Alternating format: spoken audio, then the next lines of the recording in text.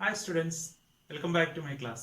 എല്ലാവർക്കും ഫിസിക്സ് ക്ലാസ്സിലേക്ക് സ്വാഗതം. നമ്മൾ പഠിച്ചുകൊണ്ടിരിക്കുന്ന ചാപ്റ്റർ എന്ന് പറയുന്നത് എഫക്ട്സ് ഓഫ് ഇലക്ട്രിക് കറണ്ട്, വൈദ്യുത പ്രവാഹത്തിന്റെ ഫലങ്ങൾ അല്ലെങ്കിൽ വൈദ്യുതിയുടെ ഫലങ്ങൾ, കറണ്ടിന്റെ ഫലങ്ങൾ എന്ന് സിമ്പിളായിട്ട് പറഞ്ഞാൽ മതി.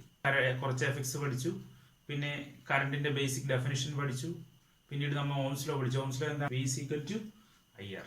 അപ്പം നമ്മൾ കഴിഞ്ഞ ക്ലാസ്സിൽ ഞാനൊരു ചോദ്യം ചോദിച്ചിട്ടാണ് നിർത്തിയത്. എന്തായിരുന്നു ചോദിച്ചത്?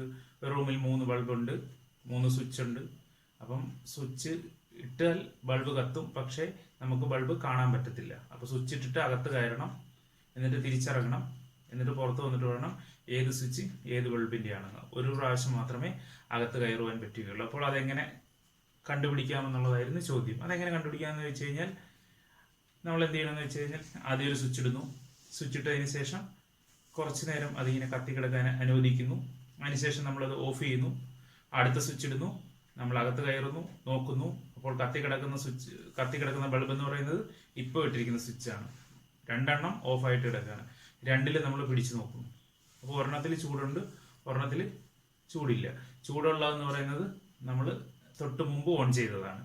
ചൂടില്ലാത്തതെന്ന് പറയുന്നത് നമ്മൾ ഇതുവരെ ഓൺ ചെയ്യാത്ത സ്വിച്ചാണ്. ഇങ്ങനെ നമുക്ക് കണ്ടുപിടിക്കുക. അപ്പം നമ്മൾ അവിടെ എന്ത് ടെക്നിക്കാണ് ഉപയോഗിച്ചത്? ബൾബിൽ എന്തുണ്ട്? ഹീറ്റ് ഉണ്ടായി, ഹീറ്റ് കണ്ടുപിടിച്ചു. അപ്പം നമ്മൾ പഠിക്കാൻ പോകുന്നത് ഹീറ്റിനെ പറ്റിയാണ്. അപ്പോൾ ഒരു വസ്തുവിൽ കൂടി കറണ്ട് കടന്നതിന്റെ ഫലമായി അതിലെന്തുണ്ടാകും? ഹീറ്റ് ഉണ്ടാകും. അതിനെപ്പറ്റിയുള്ള നിയമമാണ് ജൂൾസ് നിയമം എന്ന് പറയുന്നത്. അപ്പം നമുക്ക് ജൂൾസ് നിയമത്തിലേക്ക് കിടക്കാം. അതിനു മുമ്പ് നമുക്ക് പവർ എന്ന് പറഞ്ഞൊരു സാധനമുണ്ട് നമുക്ക് പഠിക്കാനായിട്ട്. Electric power.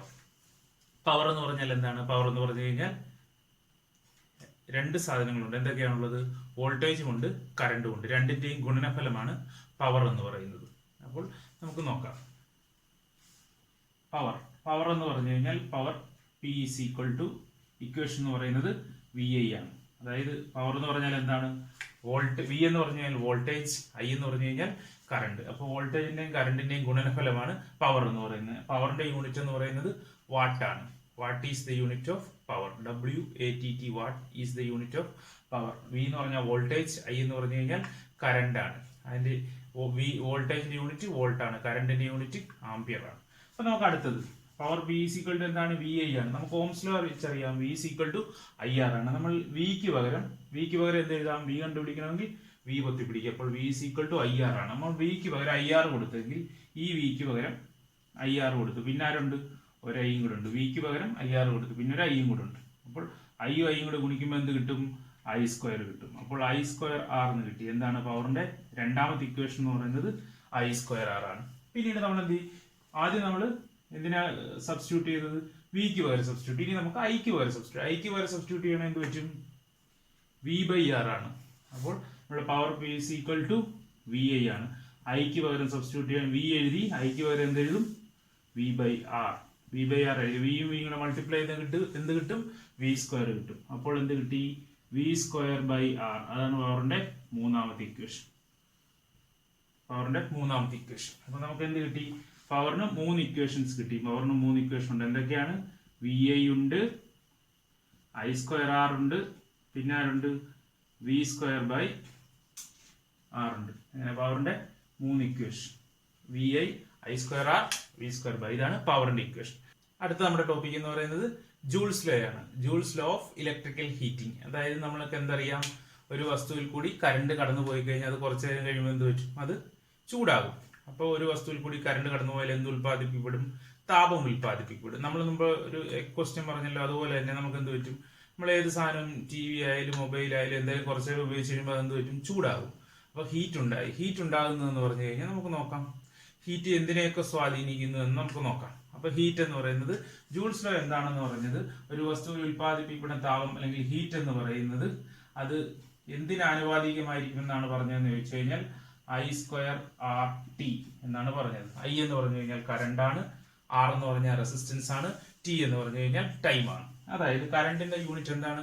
ആംപിയർ ആണ്. നമ്മൾ ഒരു വസ്തുവിൽ കൂടി 1 ആംപിയർ കറണ്ട് പോകുമ്പോൾ ഉണ്ടാകുന്ന ഹീറ്റിനേക്കാൾ കൂടുതലായിരിക്കും 2 ആംപിയർ കടന്നു പോകും. അതിൽ കൂടുതലായിരിക്കും 3 ആംപിയർ. അതായത് കറണ്ട് കൂടുന്നതിനനുസരിച്ച് അതിൽ ഉൽപ്പാദിപ്പിക്കുന്ന ഹീറ്റിന്റെ എമൗണ്ട് കൂടും.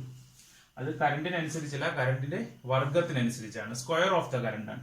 അടുത്തത് റെസിസ്റ്റൻസ് ആണ്. റെസിസ്റ്റൻസ് യൂണിറ്റ് എന്താണ്? ഓം ആണ്. 10 ഓം റെസിസ്റ്ററിൽ ഉണ്ടാകുന്ന ഹീറ്റിനേക്കാൾ കൂടുതലായിരിക്കും 20 ഓമിലുണ്ട്, അതിലും കൂടുതലായിരിക്കും 30 ഓമിലുണ്ട്. അത് കഴിഞ്ഞിട്ടുള്ളതാണ് ടി, ടൈം എന്ന് പറഞ്ഞു കഴിഞ്ഞാൽ 10 സെക്കൻഡ് കൊണ്ടുണ്ടാകുന്ന ഹീറ്റിനേക്കാൾ കൂടുതലായിരിക്കും 20 സെക്കൻഡ് കൊണ്ടുണ്ടാകുന്ന ഹീറ്റ്. അതായത് സമയം കൂടുന്നതിനനുസരിച്ച് അത് ഉൽപ്പാദിപ്പിക്കുന്ന ഹീറ്റും കൂടുതലായിരിക്കും. അപ്പോൾ ജൂൾസ് ലോ എന്താണ് പറഞ്ഞതെന്ന് ചോദിച്ചാൽ H is proportional to I² RT എന്ന് പറഞ്ഞാൽ എന്താണെന്ന് വെച്ച് കഴിഞ്ഞാൽ the heat produced in a conductor due to the flow of current എന്ന് പറയുന്നത് is directly proportional to മൂന്ന് സാധനങ്ങളാണ്.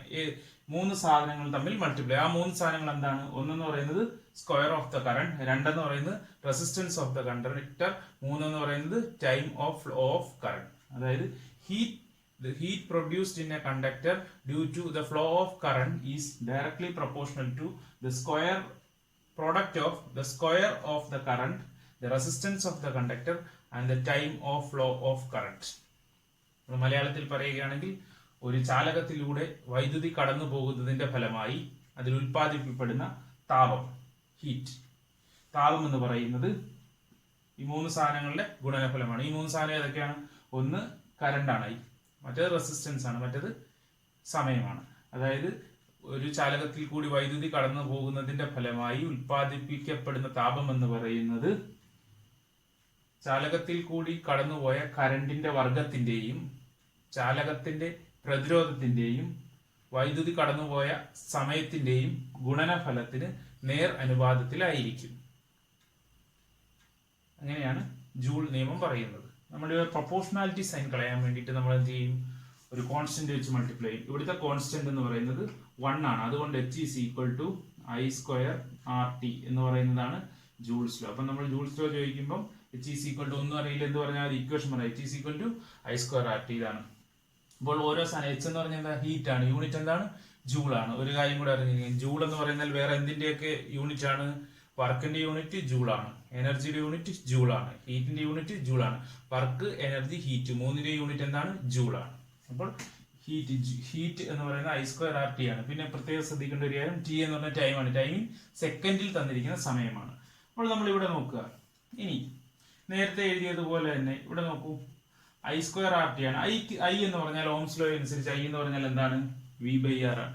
അപ്പോൾ ഞാൻ ഈ I² RT യിൽ ഐക്ക് പകരം V/R എന്ന് ഇട്ടെന്ന് വിചാരിക്കുക. I² RT അപ്പൊ ഐക്ക് പകരം V/R എഴുതിയ I² എന്ന് പറഞ്ഞാൽ V/R സ്ക്വയർ. പിന്നെ ആരുണ്ട്?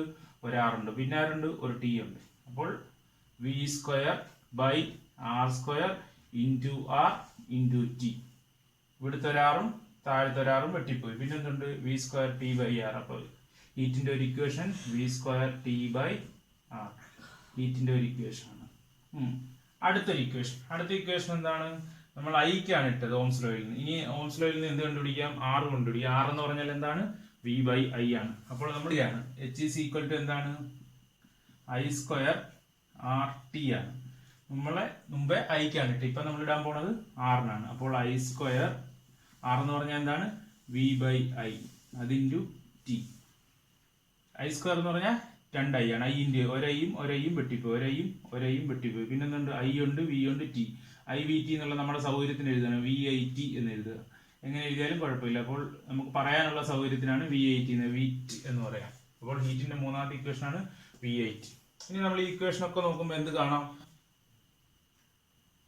ഒരു ഇക്വേഷൻ നോക്കുമ്പോൾ നമ്മൾ നോക്കി Hന്റെ ഇക്വേഷൻ എന്താ? I² RT VIT V² T/. ഇവിടെ ഒരു I² R കണ്ട, ഇവിടെ ഒരു VI കണ്ട, ഇവിടെ ഒരു V²/R കണ്ടോ? ഇതെല്ലാം എന്താണ്? പവർ ആണ്. അതുകൊണ്ട് നമുക്ക് ഹീറ്റിനെ നമുക്ക് എങ്ങനെ എഴുതാം? H is equal to power into time എന്നും എഴുതാം. അപ്പോൾ Hന്റെ ഇക്വേഷൻസ് എന്തൊക്കെയാണ്? Hന് നമ്മൾ പുതിയതായിട്ട് പഠിച്ചു heat H is equal to എന്തൊക്കെ എഴുതി? I² RT ഉണ്ട്, VIT ഉണ്ട്, പിന്നെ എന്തുണ്ട്? V² T/R ഉണ്ട്. അങ്ങനെ നമ്മൾ ഹീറ്റിനും ഇക്വേഷൻ കണ്ടുപിടിച്ചു. അല്ലെങ്കിൽ പവർ ഇൻറ്റു ടൈം അങ്ങനെയും പറയാം.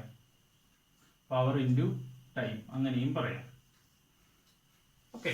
അപ്പൊ ഹീറ്റിന്റെ 3 ഇക്വേഷനുകളാണ്, അല്ലെങ്കിൽ നാലാമത്തെ ഇക്വേഷൻ പവർ ഇൻറ്റു ടൈം എന്നുള്ളതാണ്. ഇനി ഇതാണ് നമ്മുടെ വളരെ അടിസ്ഥാനപരമായ 3 ഇക്വേഷൻസ് ആണ്. ഇത് നമുക്ക് വളരെ വളരെ ഇമ്പോർട്ടന്റ് ആണ്. ഇത് അറിഞ്ഞിരിക്കണം. ഇതറിഞ്ഞാൽ മാത്രമേ നമുക്ക് എന്ത് ചെയ്യാൻ പറ്റത്തുള്ളൂ? മുന്നോട്ടുള്ള കണക്കുകൾ ചെയ്യാൻ പറ്റത്തുള്ളൂ. വളരെ സിമ്പിൾ ആണ്. ഈ ഇക്വേഷനുകളൊക്കെ അറിയുകയാണെങ്കിൽ ചെയ്യുക എന്ന് പറയുന്നത്. അപ്പൊ എന്താണ്? ഓംസ് ലോ അറിയുക, V is equal to IR. Power അറിയുക, VI I² R V²/I. Heat അറിയുക, I² RT VIT V²T/R. ഇതാണ് നമുക്ക് ഇന്ന് പഠിക്കാനുള്ളത്. അപ്പം ഞാനൊരു ചോദ്യം ചോദിച്ചില്ലേ, 3 ബൾബും 3 സ്വിച്ചും. അപ്പോൾ അടുത്തൊരു ചോദ്യം ചോദിക്കുകയാണ്. ജൂൾസ് ലോ മനസ്സിലായെങ്കിൽ നമുക്ക് പറയാൻ പറ്റും. ചോദ്യം ഇതാണ്, 4 ബൾബും ഉണ്ട് 4 സ്വിച്ചും ഉണ്ട്. അങ്ങനെയാണെങ്കിൽ ഒരു പ്രാവശ്യം റൂമിനകത്ത് കയറാൻ പറ്റത്തുള്ളൂ. സെയിം ക്വസ്റ്റ്യൻ അകത്ത് കയറിയിട്ട് നമ്മൾ കണ്ടുപിടിക്കണം ഏത് ബൾബാണ് ഏത് സ്വിച്ചിൻ്റെ എന്ന് കണ്ടുപിടിക്കണം. ഒറ്റ പ്രാവശ്യം അകത്ത് കയറിയിട്ട് ഇറങ്ങുക. എങ്ങനെ കണ്ടുപിടിക്കാൻ പറ്റും? നിങ്ങൾ ചിന്തിക്കുക. ഉത്തരം നിങ്ങൾ കമൻറ്റ് ബോക്സിൽ ഇടുക. അറിയില്ലെങ്കിൽ ഞാൻ പറഞ്ഞു തരുന്നതായിരിക്കും, കമൻറ്റ് ബോക്സിൽ പറഞ്ഞു തരുന്നതായിരിക്കും. Okay, thank you for watching.